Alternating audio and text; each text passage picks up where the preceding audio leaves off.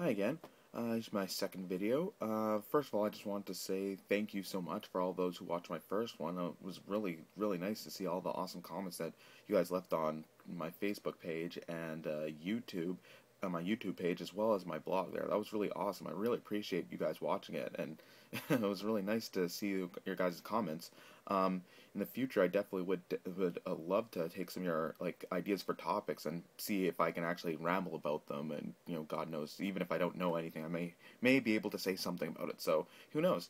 And also, yeah, I would be more than willing to have any of you guys, if you guys want to come, do a video with me and talk about some of this stuff with me. That would be awesome. So very much appreciated for everything you guys have said. Um, so yeah, I believe I said last time I was actually going to talk about video games for this video. Specifically, I'm going to talk a bit about Bioshock Infinite because that game's coming out soon and it looks amazing. I'm very much looking forward to that game. Against my better judgment, I'm probably going to end up buying it because it looks amazing, and I definitely want to be part of that conversation when the game comes out because it's definitely going to be an event in itself. Yeah, so I've been playing the first Bioshock just a little bit just to familiarize myself with that universe again. Whether these two games are part of the same universe is actually kind of debatable right now. Nobody's really fully sure, but that's besides the point. I guess it's just, trying to get myself familiar with that atmosphere. The first Bioshock came out in 2007, I believe, and that game, even to this day, still holds up really well. The game's incredibly atmospheric, and the shooting mechanics, while not quite as precise as shooters like Halo or Call of Duty, still works very well. And used in conjunction with your powers, with your plasmids in that game, makes it a lot of fun. But more than anything else, I'd say that the themes of Bioshock and the themes of Bioshock, as well as the the atmosphere, are probably two of the strongest points of that game. And from what I can tell from Bioshock Infinite, it looks like these kind of trends are very much intact. Um, yeah, Bioshock Infinite looks absolutely amazing. I really love the fact that they went from, being under the ocean in Rapture, like literally very low, very submerged, to the other extreme where they're actually in the clouds, like really close to the sun, really close to God. And I think that's one of the themes in kind of Bioshock Infinite, that their focus on religion and their focus on incredible, incredible nationalism and stuff like that. And those kind of themes are very much intact, very much present in Bioshock Infinite. So being close to the sun, being in the sky, literally being a city on the clouds, a steampunk city on the clouds, um, really plays into this idea of the founders putting themselves above, above everybody else. So that's really cool. Also, I guess one thing I'm really excited about too is the fact that we're actually going to be able to be inside the city of Columbia while it's actually active.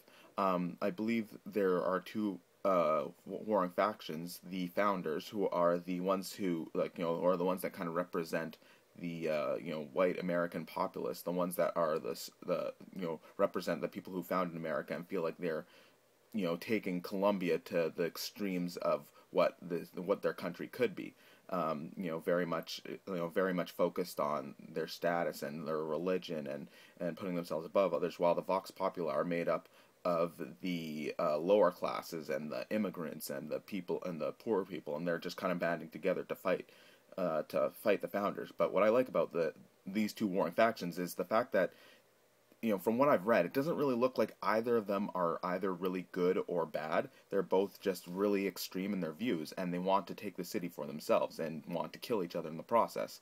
And of course, in this conflict with each other, Elizabeth is kind of at the center. She's your partner character, as many of you know.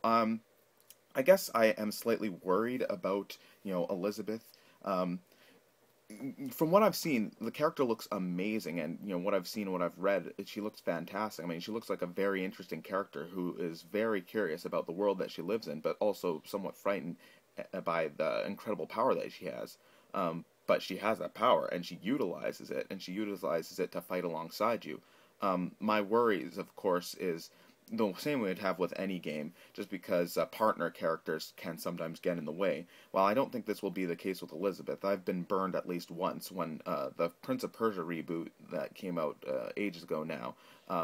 They were saying that Elika was a character that, doesn't need your protection, and she's always fine, and she never gets in your way. And I believed it. But when I played the game, not only did I die multiple times because I jumped too soon or late because she got in my way, but also there were certain times where I tried to time a jump with her, and she just didn't appear. Now that could have been just poor game design, but again, that happened a lot in that game, and she really ended up annoying me, which was kind of unfortunate. But I'm thinking that this won't be the case in this game. Elizabeth looks incredible. Her powers are amazing, and she looks like a really interesting character. And she looks like the dialogue between her and Booker, who is the character you play as, looks like it really helps you kind of get into the world. Especially how curious she is herself about it. It kind of forces the player to start wanting to actually look around, because if you just run through the game, you can do that and Elizabeth will follow you. But if you kind of take your time and look at different aspects of the areas you're in and different things like that, she'll actually show curiosity. She'll start looking around at things. She'll start talking about some of the things she's seeing. And in one scene I saw in a video, she actually started dancing with a bunch of people who are playing music. That was really cool. It really serves to make her character look incredibly organic. One thing that's also cool is the fact that she has incredible abilities, that she's able to fight. I've seen a video in the past where she summoned a rainstorm, and then you shoot your electric ability into it, and it electrocutes a bunch of enemies. So working together with her looks really fantastic. I've got high hopes for the partner system in this game, essentially. It looks like it's actually going to work really well. So yeah, I've heard that, she's not going to be somebody you're babysitting or anything like that. And I like strong female characters in video games. I think we definitely need more of them, and I'm hoping Elizabeth, falls into that category of being a really strong female character. So, very excited for that. I think I posted a video on my Facebook page a while ago about combat commentary. The combat in this game looks incredibly dynamic. The one thing I'm, of course, really excited about is combining your abilities together. In this game, rather than plasmids, you get vigors, which I believe serves essentially the same concept. However, of course, we'll be getting different types of vigors, and apparently these vigors are also upgradable. There's multiple forms of them. Sometimes even attack versions and trap versions. For example, this vigor that we've got that you get called Murder of Crows looks awesome. If you remember the game Dishonored, which I'm sure many of you have, there's abilities where you can kind of control rats and get them to attack people. I think this reminded me kind of like that. It's a very different concept, of course, because you kind of shoot the crows almost out of your hand, and they just tend to attack a bunch of your enemies. Or you can actually use the trap version of that, where you throw it on the ground, and it's called the crow's nest. And when enemies walk over it, it actually just bursts out, and crows will attack them. So you can set it as a trap as well. And then you can also combine your vigors. While you may be able to use your fire vigor to set a trap, and then shoot your crows at it. And then all of a sudden you'll have a murder of crows that are burning, like flaming crows that are attacking your opponents.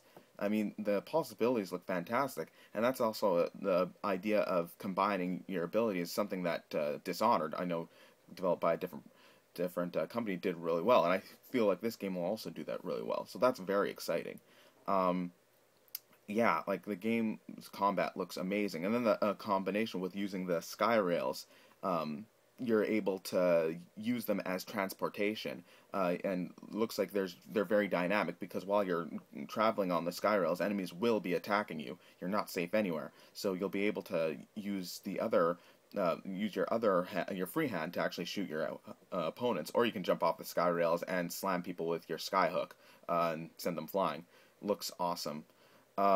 I guess one thing I am also kind of worried about is, of course, the fact that they're switching to a 2-gun system rather than having all your guns in your inventory.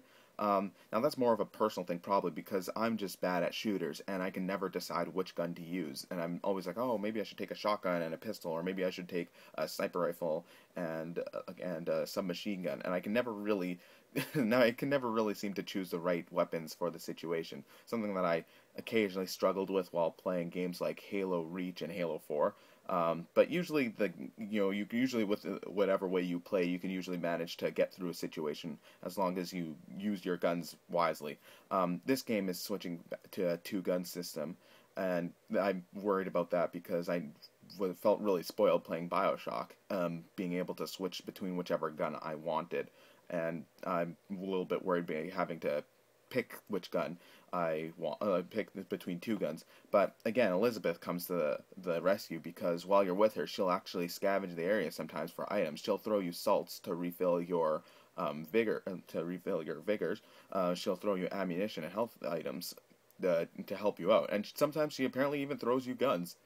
So yeah, that looks awesome. The partnership between the two characters looks incredibly dynamic and awesome. And I'm hoping that that'll also help people like me who aren't good at shooters and who tend to be, regretting our choice of guns. Maybe she'll throw me one that I actually need. So that would be fantastic. Yeah, I'm very much looking forward to this game, as you can tell. There's so much more to talk about, including the 1999 mode of the game, which actually, this part looks really awesome. I'm probably going to do this second playthrough, but there's a mode called 1999 mode, which allows you to, makes the game a little bit more challenging and makes a lot of your choices significantly more permanent. So, in that sense, there may be times where you actually have to reload a previous save just because you got yourself into an unwinnable situation. It reminds me very much of games like Fire Emblem, where where essentially if you lose one of your party members, then they're gone for good. So yeah, it looks really cool. Because I'm bad at shooters, I'll probably do that second playthrough. Yeah, so there's a lot more to say about Bioshock Infinite. I'm just really rambling about the things I'm most excited for, so I'll put it up to you. What are you most excited for about Bioshock Infinite? Let me know in the comments and everything, and yeah, the game looks awesome. Hopefully when it comes out and I get it, we'll be able to talk about it a little more. If anybody else wants to help me talk about Bioshock Infinite when it comes out, if you're going to buy it like me, please, I'd love this help on that. Alright, thanks for watching, and I'll see you next time.